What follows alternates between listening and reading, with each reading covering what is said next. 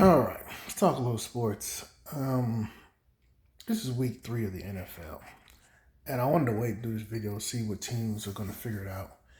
And what you're noticing, especially this season, is that a lot of teams have started off slow. They're winning sloppy games, they're playing bad, but they're winning. Look at Kansas City, they're 3-0, but they've had a lot of questionable calls go their way with the rest. The 49ers are pulling out wins, but the injuries are piling up. The Ravens just beat Dallas, almost blew a lead. Dallas is struggling, Ravens struggling, Bengals are 0-3. And this can all be attributed. Philly is struggling, even though they're 2-1, but they're struggling, barely winning games, turning over the ball.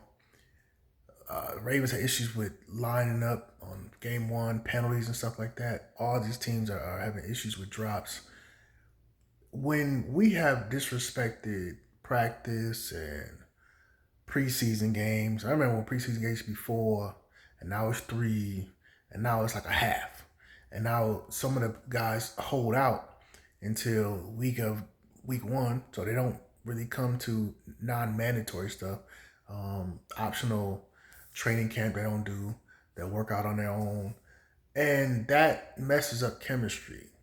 And it's I don't understand how you don't come to games where they don't technically matter. Preseason games don't really matter, right, in the scoreboard, but it matters because you get your chemistry with your players, you get chemistry with the routes, chemistry on defense, chemistry on offense. So when you see guys dropping passes, you see guys not knowing where to line up, you see the offensive line can't stop nobody.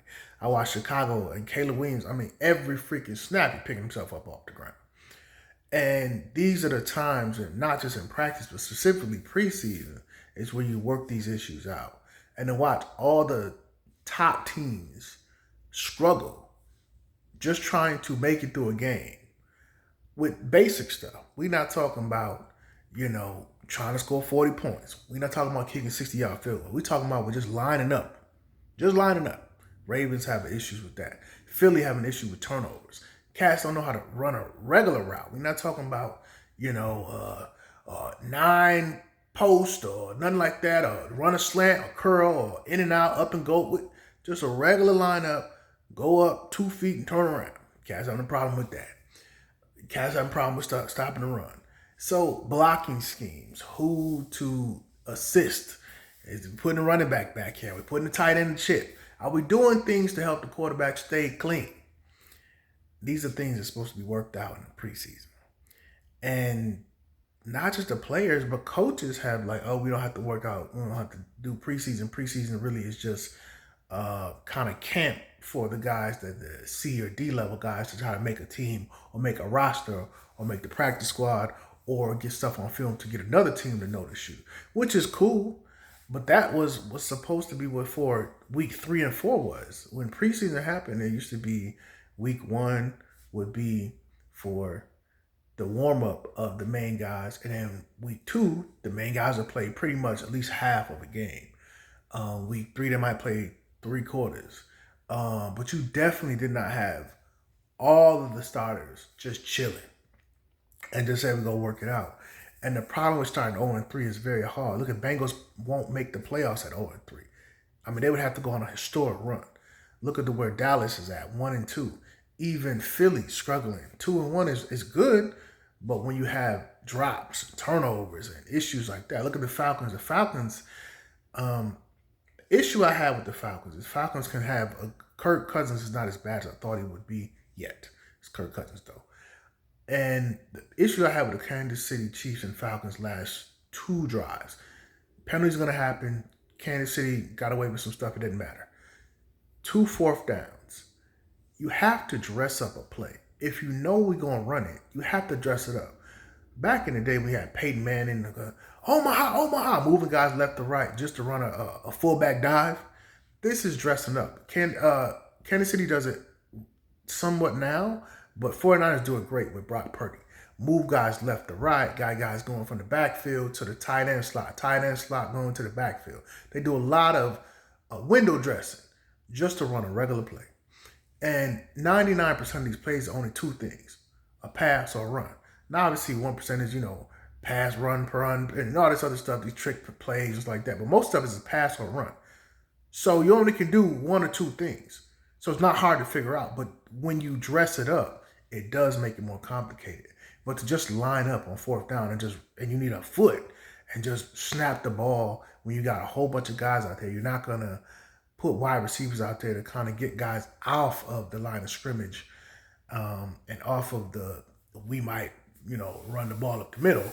We know you're not going to quarterback sneak with Kirk Cousins. That's not happening. So you have to pass it, give it to a running back. So dress it up. Move a wide receiver left to right. I would do 4 wide. You could have did trips. You could have did something to make it look like we might pass this ball, because the previous third down, they passed the ball. So that was one fourth down. The other fourth down, the holdings in the end zone. I'm not gonna lie, I do not like when the refs decide games. So when refs call holding with 10 seconds left and it's on the 1 yard line to kick the field goal to win, it's like, you are deciding the game. But that was like a minute left. It was not really deciding the game. Kansas City anticipated getting the ball back anyway. So I don't think, and then it was kind of egregious. I mean, the rule used to be if you're not looking at the ball, it's automatic penalty. They kind of changed it because you can still not look for the ball and still defend with your hands up and not interfering with the defender. This was not that. Man had his whole waist in his man's arm. He had his whole waist in his man's chest. In the air, not looking at the ball, pushing the defender down backwards before the ball got there. And they ran the similar play twice. And the pass interference wasn't as bad as the second time, but that one was egregious. But again, I don't like when they call calls to decide the game, but that call wouldn't have decided the game because Kansas City would have had roughly a minute left to get like a field goal or something like that. And they had most of the time out, so it was all good. But anyway, I mean, you're playing Kansas City, so whatever. But the biggest issue is those things. That's what practice is for, but that's really what preseason football is for, not training camp for a whole bunch of guys that you want to make the roster. That's cool, but when you don't know how to line up and cats is dropping regular passes, cats don't know how to block, cats don't know what holding is, you have to work these issues out. But cats don't know how to dress, and that's where offensive coordinators come in. In preseason you're running, dummy plays. You don't want them to see your real plays, but this is you can still run window dressing stuff. Let's go left to right.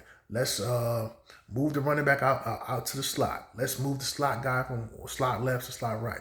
Let's move things around. Let's chip on the tight end. Let's do stuff to make it look like we're going to run here. Oh, we're going to pass. Let's look like we're going to pass. Oh, we're going to run. Move the quarterback from the shotgun position to under center and quick snap it and turn to a run when they thought it was going to be a pass. Do things to make it look like you're trying to deceive the defense. Don't just come up there and snap the ball, because you giving your running back no help, and you're really not really trying to win when you're doing this like that. And you're not respecting your opponent when you just say, we go just snap the ball and we're not worried about what y'all gonna do.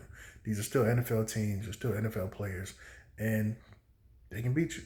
Even though the Chiefs have been struggling at 3-0, but and their defense struggled in that game, but they came out made plays when it mattered. But you have to window dress. But most importantly, I think eventually we'll get back. It won't be next year. It'll probably be a couple of years where guys won't hold out so much. Teams won't try to nickel and dime contracts and say, well, I'll pay you. They pay. Look at Jerry Jones. Paid Dak days before the season started. Paid CeeDee Lamb well into the offseason. These are contracts that should have been done a week after the season started. You have your contracts, your agents' conversations throughout the year. So it shouldn't be just waiting 2-3 months while everybody's holding their position on, I want this and I want that. Let's figure this out so everybody can get in training camp and we can get this money, but most importantly, help the team. Because when you 1-2, 0-3, 2-2, the likelihood of you making the playoffs and even getting a shot at the championship is very, very slim. So let's get back to practice and playing in the preseason. Peace.